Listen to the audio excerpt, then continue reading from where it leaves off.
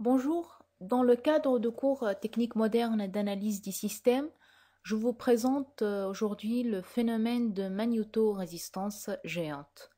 C'est un phénomène qui a eu un impact très important sur les techniques de l'information et de la communication. C'était le 9 octobre, ça fait un mois et demi, que l'Académie des sciences royales suédoises a décidé d'attribuer le prix Nobel de physique pour l'année 2007 conjointement à Albert Foll de laboratoire de France et Peter Grumber de laboratoire d'Allemagne pour la découverte de phénomènes de magnétorésistance géante qui fait l'objet de ma présentation. C'est quoi cette découverte? C'est une technologie utilisée pour lire l'information stockée sur les disques durs.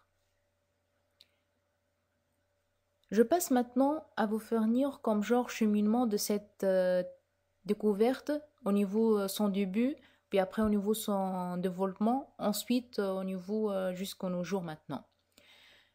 C'était en 1988 qu'Albert Firth et Peter Gumbel découvrirent indépendamment l'un de l'autre cet nouveau effet physique, la magnétorésistance géante.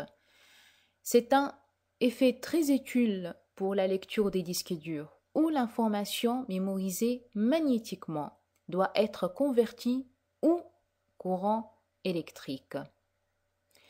Ils ont remarqué que des variations magnétiques extrêmement faibles entraînent dans un système magnétorésistance géante de fortes variations de la résistance électrique.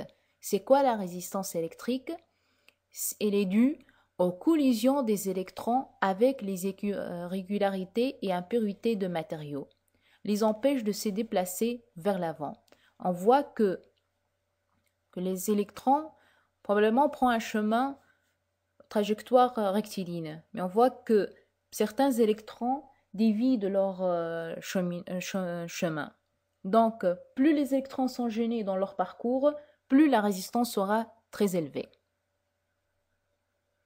Après la découverte, des chercheurs et des ingénieurs se dirigent vers l'exploitation de cet effet dans les têtes de lecture de disques durs. Après le lancement de la première tête basée sur l'effet de magnétorésistance géante en 1997, cette technologie fut vite standardisée. Même encore aujourd'hui, les toutes nouvelles techniques de lecture dérivent de la magnétorésistance géante. Par exemple, si on prend le disque dur dans la formation et la musique, dans la P3, est stocké sous forme de domaines émotés dans directions différentes. Les données mémorisées sont extraites par l'intermédiaire d'une tête de lecture. Ce dernier balaye le disque et enregistre les variations magnétiques. Plus le disque est compact, ça veut dire mince, plus les domaines doivent être petits et leur aimantation faible.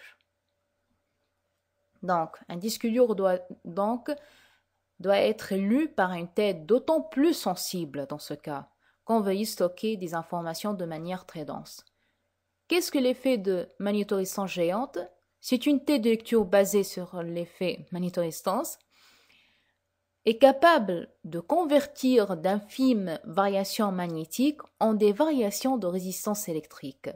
Par là même, en des variations dans le courant envoyé par la tête de lecture. Et le courant constitue bien sûr, c'est un signal de détection de la tête de lecture.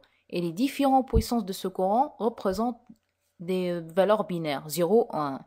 Puisque le courant fait comme genre polarisé négatif ou positif, avec la conversion en analogique numérique, on peut avoir des valeurs numériques, ça veut dire binaires de 0 et 1.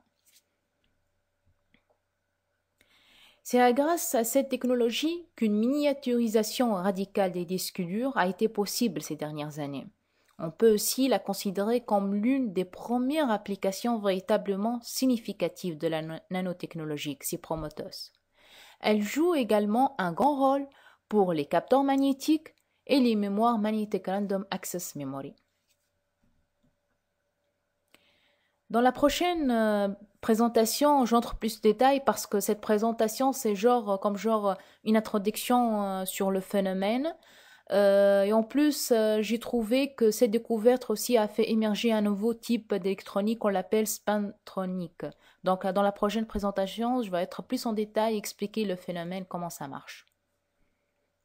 Avant de finir, je montre la référence, mais avant de finir, je vais faire présenter un extrait vidéo qui présente une présentation de physicien Albert Feld pour sa découverte à la chaîne France 24. Merci de votre attention.